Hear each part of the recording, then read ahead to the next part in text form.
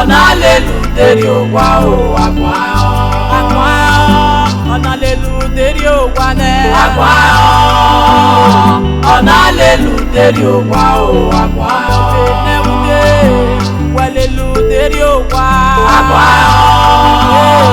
Ona lelu deri owa o agbayo. Agbayo no. Ona lelu deri owa o agbayo. Ona lelu deri owa o agbayo. Ọmọ neude olelu deri owa. Wagide muya o awe no kari no ra uwa mo.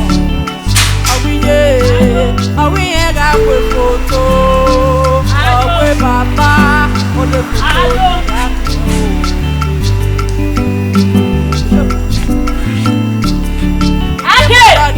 Photo,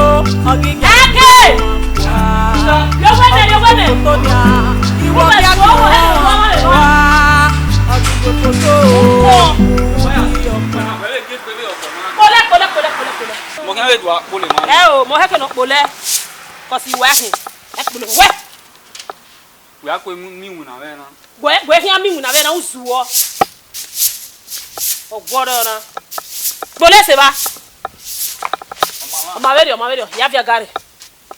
Viagare. Come che chiama guarda na. Ya mo no pare. Mo Maverio water. Ya play weke. I play you. Where you live or you love. Uzuo. You want to be there. Give nana you. Blow in Bamu, here I manage out. The night blow now. Who were we now? Ya blow the ball, hair manager. When you had the camera in lower. Eke wa dem e mo gbe now. Wa gayo.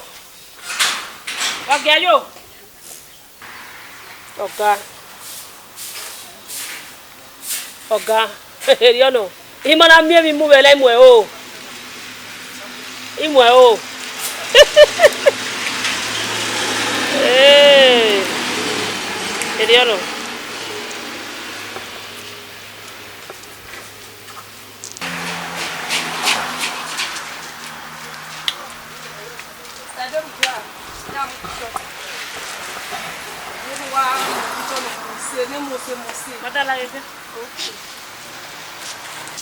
Ni wa me picture ne mose picture na ya wa juze me kini wa send there e bi na la o wa mose wa me we na we e picture no mu we to gele gengen so e na de na we am picture ya mo picture na wa ne be ge me e very oni the face no ya mo ma understand face we na me amu yeah na e face be e wana ita na we awa mo picture be na go ni wa we yaso ba ke so apo na bon madam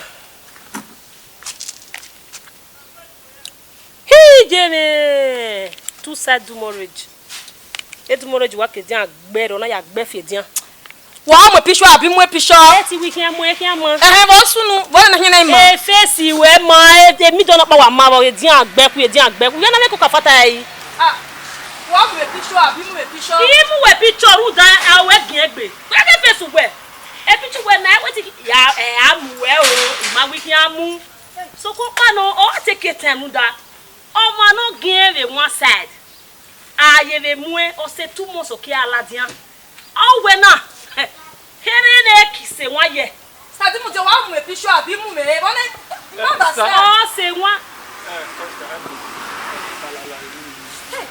la o je me tuka ide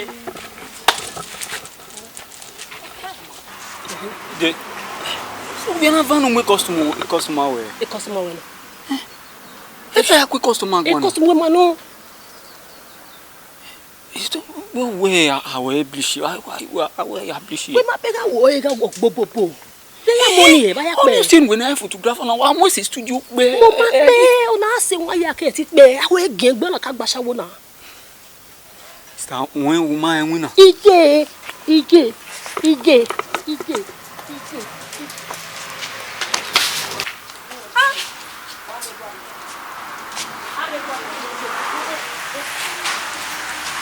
Be wa wo mi. Madam ita. E bi ke mu picture be bo na. E bon ke mu picture. Wa mu me picture abi mu picture. Mu we face we man ya. We get face we to wa gion. La so mi ari o di book me face. Bo no be ni. E bo ne village champion. Wa me face we ya gion. We ayi me we ne mu we. Wo ye na moki. Oh mama. Get la mu dia ne normally e picture me. Ya mo ma 2 days. Oladian. Gbọ́n mi but gwa lo. o we na o se 1 year. Ma understand. But so hini say 1 year but o se 1 year face we money ah. Why face me ma ita face me ma. Egui we ke gbo bi o kan so an bleach we ke say 50 years o hida je do agree. Total. Eri ya gele wa ta wudu wa we je no na. Eri wa gele ta wa. Eri ya gele wa ta bleach we no. La ya ba. What ye? Wa mu abumu. We am obi we mu. Zambo. Agwa. E force do. We di ma we gbe. Eri ya gele wa ta wo o le me. O ki be bo na. Ni me mu we abi we kwe. Mu me picture. Re, e picture na. We zomo bo we ko knya. Na. Ye. Zomo bo. So tama. Hey. Igwe mu picture. Oya mu ni ba because of me kini wari e. Ojo almost say o. O fe. We ki ewu. De. Picture na mu we na ma ezi. Masho gwa mu picture. Wo meme. La mu me picture ni pa. Photo studio. Me face me na wa mo se se na. Number 1. Oya. Yajo. When ya?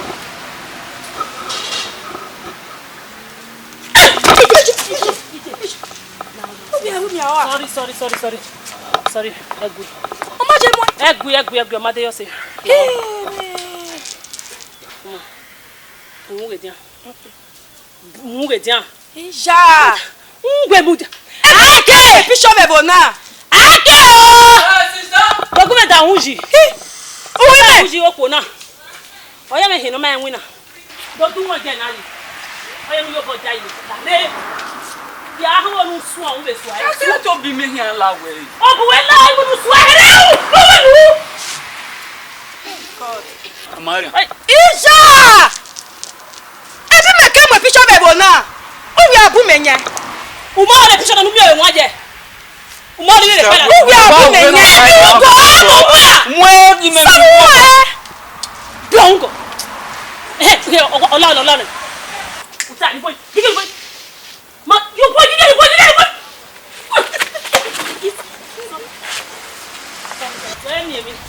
E picture na. O ma mo se. Where me mi. E picture na ba ti wa ku me nya. Wo gba mo picture. Where ni. Ona ma. Madeyo. Mala kono. Hey. Imababe like because me wa bu me o benifo. La o to tatara. Egbe kagbe. Oya mo me picture. We ko be me. How? Hey. E ko be ne. Hey God. Ko na ya me no ma wina. Oma be ya. Oma be ya. E di nyan loge fois. I lo ga gbera be ya. Me no. E picture na mama. Igbele. Picture na on mama. We have pay Instagram. O mama. Oh, we have pay extra. Then. Ibele Oga wa na kin. EPP studio. Ebe na wina. Iwa like kono. Ubele ni a. Me wa like kono. O ma de lo kin ya ladian. We ka hamwe na wa we gbogbo. So 1 year. 1 year. Oregbe nia. E picture me make ya love Instagram. 1 year. Oregbe. He mo we na face we ye na ma ka gba. Oregbe. Oge ke ni wina na riere. Be de won sado edumore jigbe ban. We na wa we na 4 months. O wa sedo akedo mo sasaba kasaba be ade do. Oma. But when the face we vagina. I kedo we bi amu ari asaba. I kasaba we a transfer ya ba. Abana we wini na mo ari oka. Ose yone 1 year o mana. So far no, gyo mo say amari go me ni ya mo. Mari gore. Me pay yo na. we me bere picture me we wa bi on bi go me de picture ni amose ya e bere picture ne ya ri go we ni ori go me igwi ga bere picture ne ya ri go we ni o ma face we gbo bo se na o ma me pa o ge amose o wa o wa o ge wa ge trouser aṣẹ́wó ló gbá àṣọ fẹ̀ sùúrù lérè wọ́n rí mẹ́rin rẹ̀ sùúrù lérè wẹ̀rọ yẹ gbọ́n bí ọ̀hán sùn ẹ̀ bleaching wọ́n wẹ̀ ní wọ́n mú ẹ̀yẹ stress wọ́n stress mẹ́mẹ́ àmú wẹ̀ picture mẹ́gà àrọ́ balẹ̀ dé mẹ́gà ní wẹ̀ sùúrù lérè wù gbàṣàwó ẹ̀rọ yìí hòhò wa náà dùn máa hòhò wa wọ́n sọ fún mi iṣẹ́ dọ́nu ya snap picture wà ló mú picture mi gbé wa gbọ́n mẹ́rin ni mẹ́mú wa ẹ̀yìn mọ̀mọ́ náà ìsà ló bu wa tẹ̀mẹ̀yàwó ìbí agbọ́n ake wogun agbe nana muda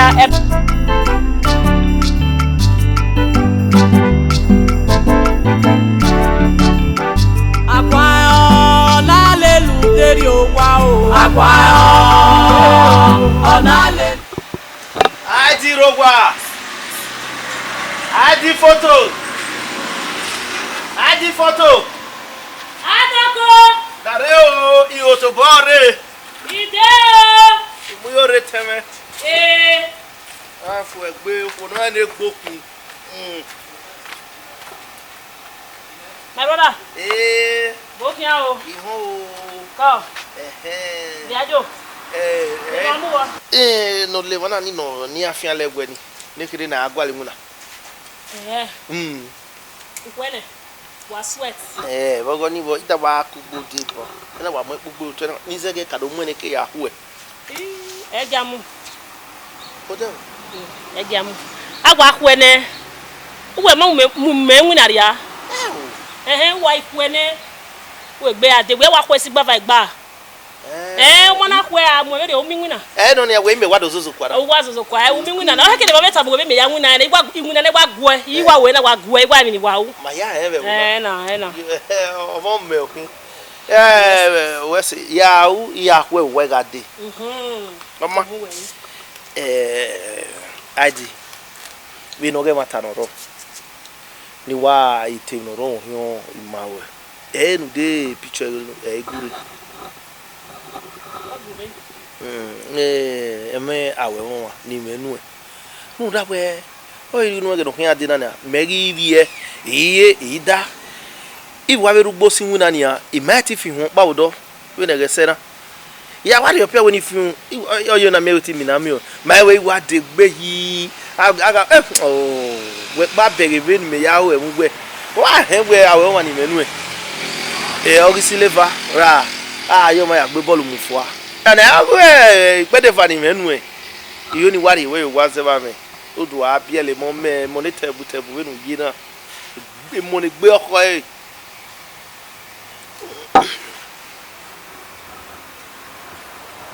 hai bi we me we nu la ho nu bi ege me nu ya me ge we gele we me we ni meri ege nu gwe wa mo wa yo me store we abo wa me store ko ni eri gele wa da deni da ori ye isie me ma o ma se no na mi me nu we edi o ma mi una nu jeve na wa ya gumeri we la deni ya de pe supi nu e na so akeva gun a u ma to ni o wa do mo wa yo me store ani beri ke do le do agun me gun ige e ba ni ya de pe supi me e va ya yo ma ko yin ai oni makanwe o makanwe e do mi no reba we o yese me we ni mu ari ito bore ba me pa en we e ba ni e o kan na we me wu ku eyo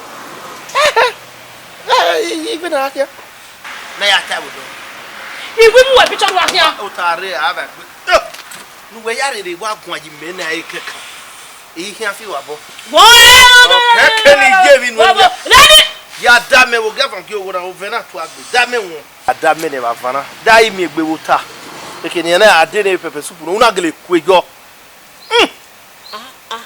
imi ayigo mu gberi ya be wo na ujame iwa ya no ya dame won hey ujame iwa agwe ino me egbe wo ta we no ta ni wa mu ban na se agwali won na de kere ni iti wi amu ngo ni ya kwere total gume vawe wa agwe mu video totally vawe wa wo no ene gbe Sa lo boa.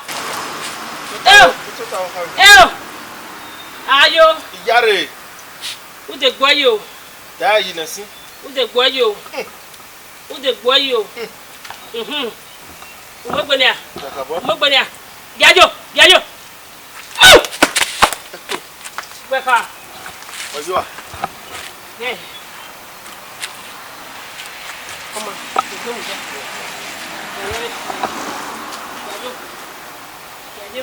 DJ. Giajo. Yare. U de gbo yi o. De gbo yi se o. Yare. De gbo yi se o. Giajo.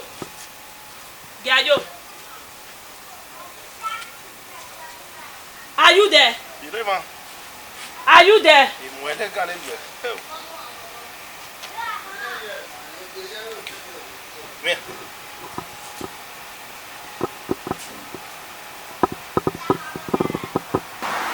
Giajo. Hallelujah. Giajo. You don't say what I'm about. Let it no no.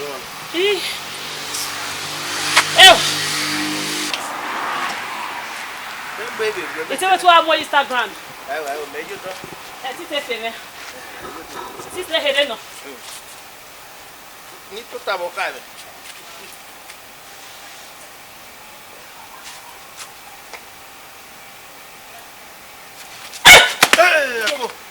Como é?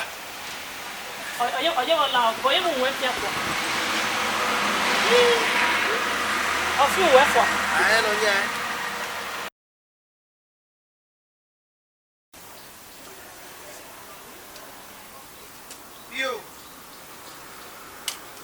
Io. Are vai. Não.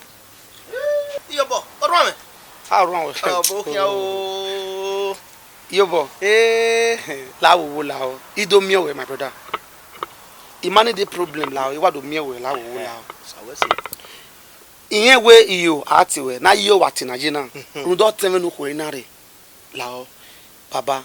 Ima onigi mi otun, mi teme no ko. We can make them dia. Ima yo ho no my brother. Adam yo me. No la wo. Runda teme ni. E ma ya waja oji. Nula agogo lao ima onigi mi ewe mi o medige na omu no mo dige aka mu ye no ma la agogo lao o ya mi re nula agogo ima onigi mi ewe mi o Yobo.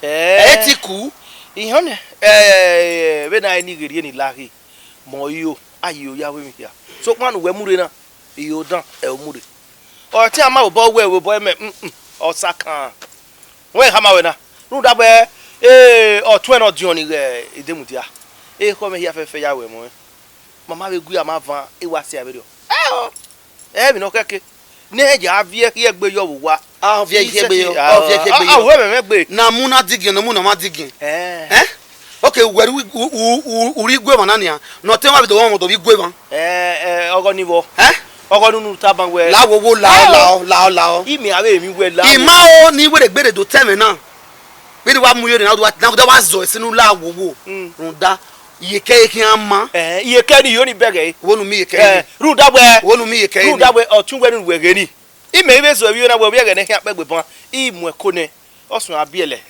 igun na kere na go abo oni aso ya akoki me kokomo umu ekono ti me o vie na rewe wala no ya mu ekoni ju na ya re we na ya bi odu bi we iwu se o wa re otemeji my brother wo damon re ko eta mu ekono na bie awe we tabon eri wa hia fe eri no mu na digin o no mu nu adigin obun we ni he o give am eri wa hia fe ya yo no ya yi bate je wa hia wa kin we begbe ni nho a run da we eku we wa mu me we dagi pasina etu e hia fe hia re gie le wa gbon me lega uyo bo we de wa gbo wa ka bo ka hin we udo ran bo a wo wa ne no ge mu gie na we bo wa ugolo me re e fo wo kin me we ya oyi o give am ya yo bo awu itama we ne metama wene iwe de gbe ita ve na mu yore na nazen na we o ma gwele go punish you o gwa lo na ya se gbe e wa la ro e do wo yan ye o mi ami ke e wa la ro orun ma okun okay wa la ka mi awo gwa orun ma okun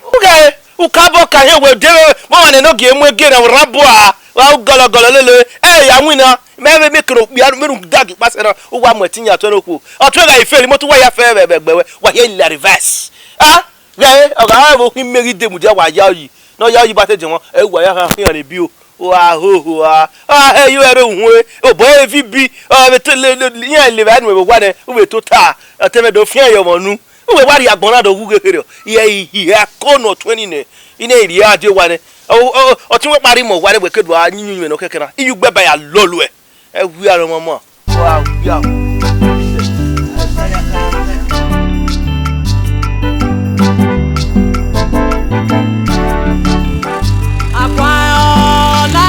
Deri o wa o agbayo ona lelu deri o wa o agbayo ona lelu deri o wa ne agbayo ona lelu deri o wa o agbayo neunde welelu deri o wa agbayo ona lelu deri o wa o agbayo ona lelu deri o wa o agbayo ona lelu deri o wa o agbayo ọmọdé ko imade Costa. iyan o mi yaje e O wa yese. Ko. Sister we wa Mose. o sanyati We wa shen. Costa. iri mi redo E do wa ma we o. o i afu megbere Costa. ina go ni be do tu wa Iya ru Costa. da a kumia mi a o Ewa no. ewo ma Costa. ko Costa. iyan o woje e na O wa yese. ide mu jabo go tun Yan ro. tabe gbe wa ran e Ye gbe wa ran yan kaka sa bo. wesi Costa. iyo bo wewo Iyo bo wa ro. Costa. tamia we ya so o wa ze pe Okay. ido tun yan Costa. ya do mi yan Ke ya wa sa mi yan. ọmọ kọ imade o je mose enwe o ya le la se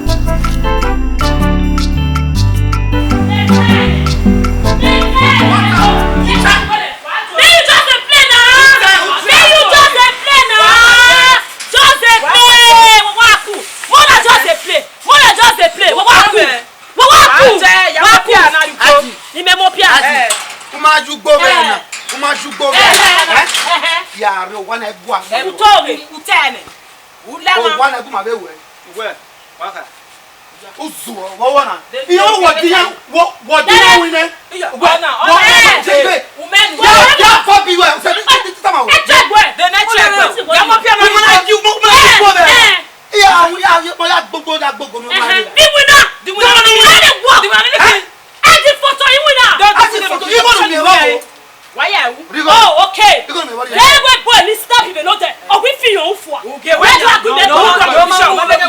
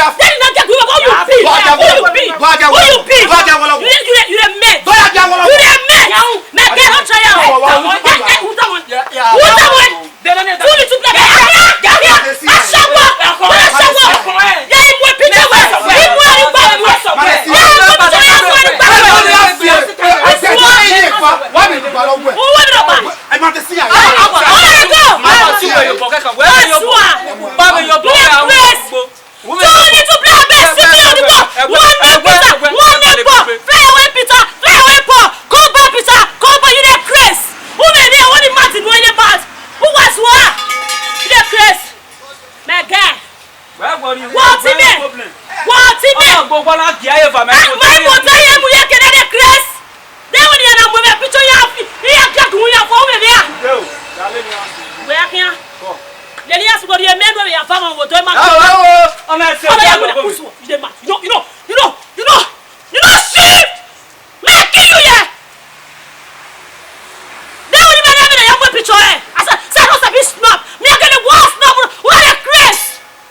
Una father. Wazua too little back well what ya ku wa ibe na the grace. Wow, what the me go for wetin na. I the photo. The number one. Wow. Na the grace.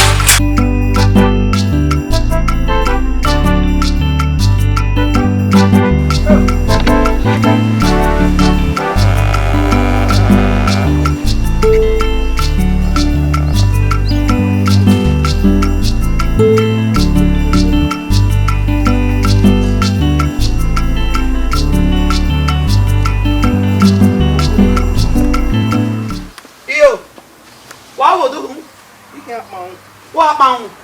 That bound. Where I would be now, you go. You are a very good in an alley, book, maybe Nania. Obey, no say not my way, what tell you I make it over to Agbe. We beg then not my what tell you I make it over here. Now, Muna digging, no moon, what digging. Okay, only now, obey when I saw your dad boy, they came, he did get over around, come camera mulai, maybe on who because all your armor. Eh, way, no beer, no can you read. Okay, where do you tell you one? What was the guy? Only you know. Gary Bonia. You didn't know America don't live what? America, here does the guy with what? Wako Kimen was a mere. Gary Bo, you bo. No, now, Roman, no. Anywhere now. Oh, we're eh? Where they all know if you may work a dog by water who will be over our movie. I'm a working like this. Why here, cooking? When are you don't go away? Me who in I'm out to have me. Umie, look back where you go. I will have a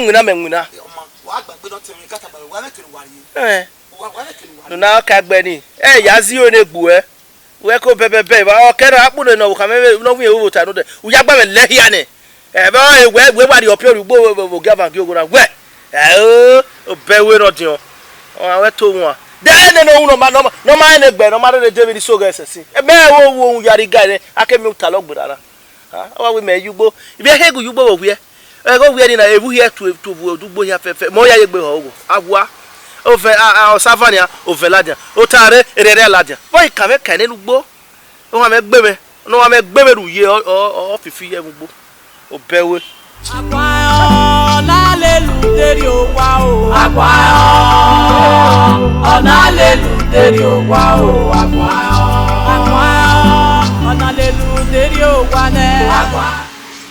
What's on you?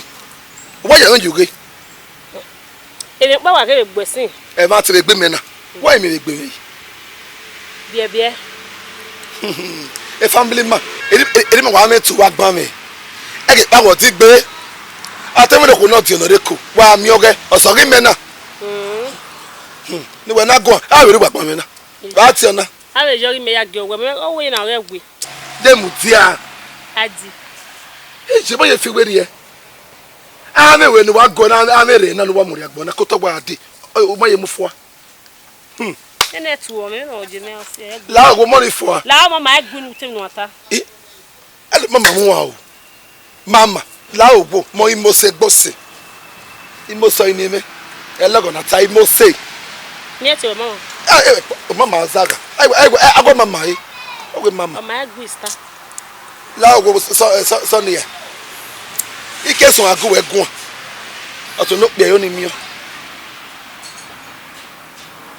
i pataki edogun ezena me na gbo ya ma we atesun ata oto no pe o ti eri oraga mam egu i pataki edogun ezena ike so en ata oto no pe o ti ade iyobo o ke na oraga bi gwegun so o kin agun mezi yu mama gbon me. Yes. Iyo pataki. Akabo. Oteme karagane. Zeba anihi. Yeah. Nyo to no bia. Le ba se ba o bia o ti ugba. Uro bia ho be yin mi. I can order go be home. Very important. Uro bia ho be yin mi. Mama egbu item no ata. Okwe mama ba ya te.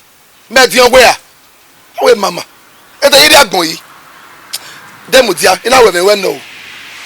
Adi for short. Ma enu e. Adi dem de mama yo let no ata. O ma na tade. So Adi no tell me. Mo segbe. O zogbe. O se we na ono no. Edu ni ehui. Ima ono se na ba foye we na we ri oni for 0. Never silver. When we no bo. Ole-Photo. Mo gbe all la be ya. Dem mo dia Ole-Photo. O tell me. Igwe na we na ke wo se we na. Wo na ya se do. 6 months erejo. Agbo we fi were. Agbo do mawe. Iri mi re do.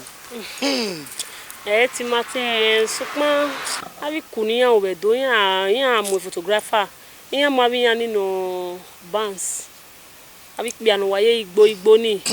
Yan ni bands. Wa do we mi ban. Yan yo ni do gbe me wiku. Yan we gagi yan unfua. Ide mutia. Ege ko we gwesi yo dan. Ege ka se do ni. When I said do on Saturday, Sunday, Friday, weekend. No was cool. Wa mu ya picture. The way photo shoot. Go. Tana na me gwa mu video. O ge afi we mi. O no we bi an go. Ama we go. No fi we mi. O se na ke be na furi. O ge ma fe. A big man. Ya mu la gwa na ma go degbe. Ide mi ready o. O so ni oko. Mama. O ko mi. E tu ya si gbegbe yi. Wa mama mu wa. Wa mamu o de mutia. O la me. Agbayo na lelu deri o wa o. Agbayo ona lelu. Arowa o Adi-Photo ro wa. Adi-Photo. Adi no. We no a. My bro. Pa we very dian. Ivere o. We wa lo we ma. You know la Ya mo photo a. Adi-Photo ro wa. Come we ore, I understand. What? We wa mo se. We say. Off we agree. Run on the biro run. The biro come we do.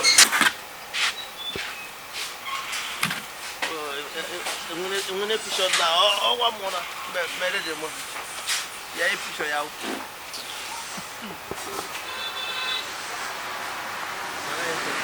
Yo, Adi me. Not in advance. Maybe I did. Avec mon savoir. Tota.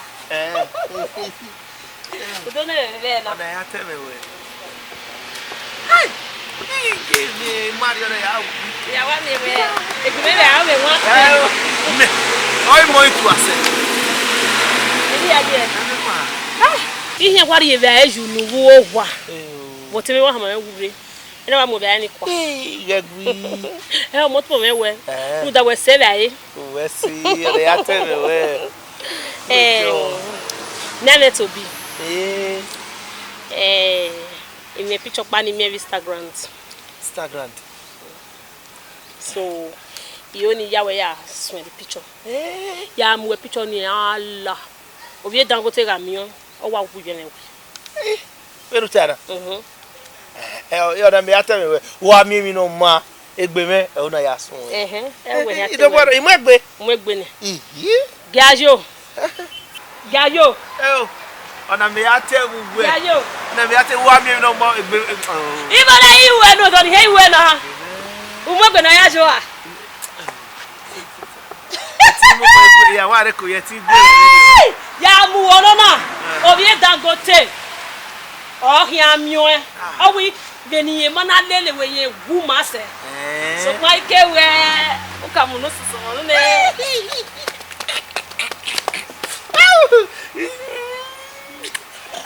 Yo na ya le club.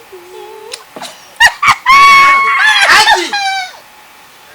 Iyo, ona yo ndo azebo we ran abi. Oro me. What? Boy. Gwa. Adi. Yari gbojo, fi palu bokan. E foto nu ya gagiyan fe fun. oko bia wo do mu so so wo weri me habi okay ona nguna go me ve o se me a asewe ona gba here to bi do ba gba here to bo oko gba here ya wo me bia deti me wo we di me ija o ma je we ya ga me we no do ma de me ye ya gbe yo o o ya le van gba iyo kono wa ku me fo uwe wa ku me fo wo di mo do gwa lo wo de mo wo le ye koku una ku me fo le van una ku me fo iyo bodo me wa so iyo le van ta iyo bodo me wa so iyo bodo yo bo ni kwa bo yo bodo yo bodo mu ne wa ku me fo mo so mo di mo susu wono ya mu bi wa o gba ku ya si ya mu bi wa o kiss me nana e do fe kun mu pa ma de we ya gbe yo o wo ti wo mi pa ya gbe yo o wo mi pa ye ti wo bi do ariyan we mu la wa bo ye ti wo bi do pa ariyan we mu la wa bo jo wa ke wo mi pa you dey crave mo ja me de chris me de chris gwe na ro gwe gwe na bola na bola egi sti gwe no ya uzaga hele ye o to le kire na egbe kan ọpẹ náà ìwé ṣẹgalẹ mata egbo wa o huwa bo tu abuja keme wo abuja keme nu go baba gbon ibo ki ade wa le iyo o fi ko mu e aji o be o pio wo e bro mo buja du do ti me we na mo pia de no do to me na mo pia ese yo ayo tebe ne ku emu wa pe won o suwa wa yu mu ye re pa ayo pia fi me o le ti ti bia o ni won de do to me na wo tie ko ji o le wo won go ma jo me o ne ku emu na di wa jere bo na me dey understand eh e photographer no no ja jo mo pia but that's yo e ja lawa ne ku emu Àgbàyàn lálẹ́lùdérí òwá o. Àgbàyàn lálẹ́lùdérí òwá o. I tell you boko. Na we o ke ni danu. They will be an ruwa. E ke no ko ya be on we ho. Iye ma be dem jagbaze. adi for short Yeah. Ye gbon. Okay. To mo be set me correct o. ko adi Adi for short, o we love on that. e dem dey at Èmi ni awo e ba. Gbon he o yen mo ta. Adi awa agba. Ono wa yara yin. Yeah, that's up. Yeah, adi do me. Ah, pass well let do not pass well. Ebi ya fi gbe. Manager ready on. taba igo mu e Mr. Lebuwa. O go ma mi. So tell me why you we na. We ni na koyo ni. We yan hallelujah jedo. Me be koyo. Ko se mo ge o me be no je. Gwo go wa o. Agbon mu e kini ni mu ge. Na why go an so how you be go na. Me koyo. Ya wa baba na den na we de gbe mi e ba ti o bi ohun dan ni no do e fo we ma o bi avan wo yan bo wa ti yin yo yan ti we na we gbe mi yo ninu e me wa wo yo but oni no we ukweyo me koyo no o te wo mu ba we na wa ama no we se yo Iyo ba we ama we area is na yata. wo be gwa Etale to wa waste ni gwe man. For what? Lare madam. Agu me gwa. Daveo. Te wo hama me di ajo di kian wa we. I oni joru do bi je me ne kere na. do vi jo no ni hin Agbon ga we mamene ni do mu e gari e do. won ari e do no ya jagi won yan fo abodo Yo pa me Yeah. my blood. Yo Yo pa no. Ge ye awu wa na kwa le ma gbon na ya. Ni mi aru da ari e do a. Okoyo ni. uzo wo wa nje wo we fe yo fe de gba le mi owo Neni yo noro agbon we mamene I do mu e ye wonare. Eneme to hey yo ara me na gbazo A local shop na atemi a class le ko I can rush you. What have you? Iga we gbe mi o No ma ti mi ga the boss as ye kun. And we are proud. Ebi ya fi go the. obi je me wese Atemi 6 months in here. story will change. Who do me talent? Get she pay. I'm say e ma wa fe no do fe me. No a hia no de kinu de. No de gbe me kana de o. Okay, me we you now. Mama Jo. No, me na we me you now. Wo lo ko mi. Anya hu. E wo anya hu. Ahora mu agbamu dia. Wa bi hu we go. Nya ejo. Etenene picture na go am. O madam, no why you boss dot me o ti me we do me ma. Yo be orogba na kini gwegun no tama pa se. Nu na yo bororo O kwatu me na what go pa we. Wa boss mu wa. We anakoti me. Ebi gbe le We anakoti me nu na yo bororo e. Dey anakoti mu. Emi weta wo nu na. Wa lo weke. Emi weta wo nu na. Madala do ari wa. La dan yo la su me no me ma yan pa se. La su me ge. Asuwe. O ye ma se. Asuwe. Ma gun ma si o. Mo do mi. Get so me mama. Agwa. Abuwe me do dia so. Agwa. Wede do. What is ready? O ma later. worry. We suwe. We see. Mo do mi. Su me le. Boss we ye, body ye igwage o. Yi, ne ko mu. Ati. La wo la. E ma ko la no do ni. Ami egbe o. Yari apie dile. Gwe no ro, gwe no ro. Ya gwe gun. Ze yo e obia gun. Ko ma je, ha we guy na. Ye go do de ko mu. The guy. Tell me I said do ni bonu. Apaola. Iyo. Ose. O bia we wo video. O ko wo nu ya una. Bon hia pa se me ya o. Wo ni we ko bo me ya we mu. Se ya fe me bona we wo ko ni ga la bona do mu ko pa. Me nwi na pa no yin ya obodo wo gbera gbe aga. E wo hia o mu we ri na na wa ko yo yi. Me. Adi ya gbegbe aga. Bia iwo na ba. Bi mi ari wo na ba.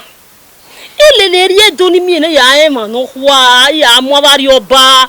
Ya du gbe o me no kwa ya mu yen ya sa me ma fa me we ba. E ma ta se ni hin. E ti ma gba ko we. Su kon pa no ni me hon awe ire gbe aga la ma o ni ana ni mama pe na agba se ti ri ba. Mi adobo gbe aga mi no mu me. Na mi go. Mata.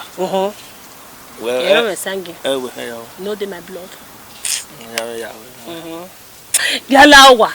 Ni ari opa no. You know yi na de ti me pa wa mi e kolokolo na iwo igbejo we wa han yo do risa o ke do be do risa. Igbe kolokolo yo. Gbe kolokolo yo. Me le gbe yo we. Me ya do awa fian no nu ri akan. Idie. E gbe yo go me. Ya he yo e ka me do te we ne. Ya yo, this I go do ya kie. La wo. Ga la o. Ga ye nu ta. Ga la wa o ga ri opa bo. De mi de o te insurance. Ni ya go we. Ni wi insurance. Ni ya go we ki. O mo be me na de ye kona me diam. Iwa bi si we. Em go be di mi na mi o. Ani gbe ne o kan temi na we. Ni ba be gba wa ga pe ba.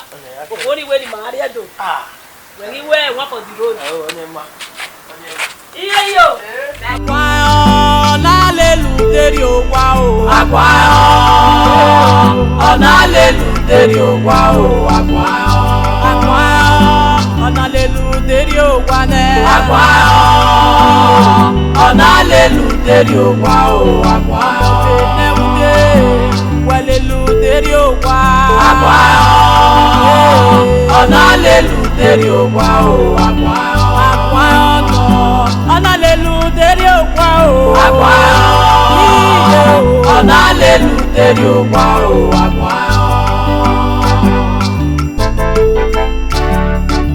Ọmọ ne unde oleluderi o wa. Wagide mudia o. Awe no kari no ga wa ko. Awiye ga we photo. Awe baba Ole-Photo ni ga pe o.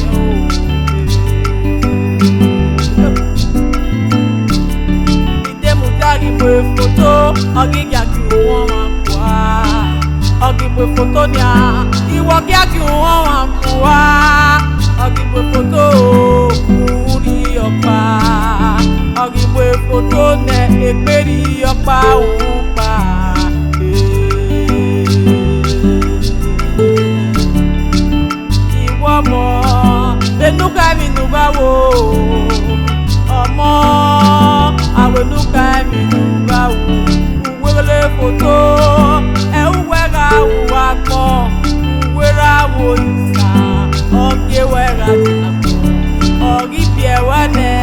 Anamwe camera yawo bo. Ole-Photo, Auto wagon.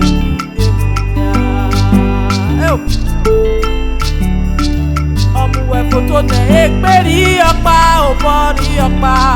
Ole-Photo erọpa igba o. Idemutia ọnawe aya ma wa kọnia. Idemutia ọnawe ga usota o.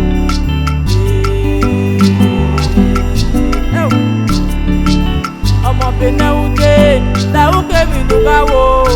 Agwa o ọ̀nà lelu teri o wa o. Agwa ọ̀nà lelu teri o wa. Agwa ọ̀nà lelu teri o wa o. Agwa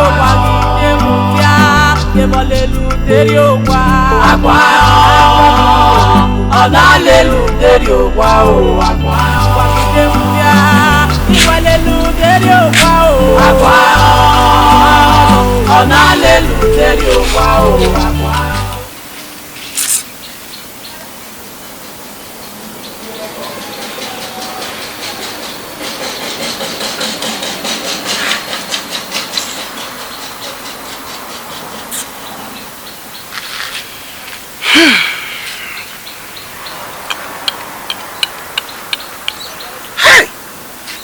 Baba. Ago me fo. Gini. Mete we me here fair wa with my many. Bia we must say. E must say no we na. Ika we de ya. We must say no ye we not do fi be ki po ba. E me no yin an we do. Won gbera jan ya gbegbe aga. Temu jana wa be ku yo temu jana ku yin ga lele ari edo mo so gbe mi ayo ko ni we mo ya yire awe mo be ta hey yeni bi ake sun bi ari ke wa sun na Eki bro bagire bunanya. Demu dia. Adi wa ti adi oge la korin. Bi abi o ken ya le beto ya.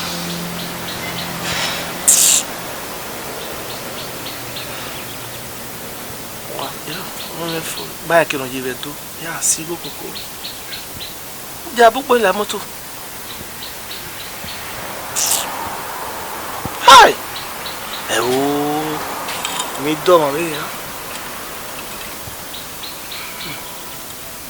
Che mintia. Tu. Mose. Awe mose. Awe gbano. Ya solo yawe mo ma be. Ide mo jana. Ere mose. Agwa ọ̀nà lelu teri o wa o. Agwa ọ̀nà lelu teri o wa o. Agwa ọ̀nà lelu teri o wa ne. Agwa ọ̀nà lelu teri o wa o. Agwa beneude wa lelu teri o wa. Agwa ọ̀nà lelu teri o wa o. Agwa ọ̀nà lelu teri o wa o. Agwa ọ̀nà lelu teri o wa o. Agwa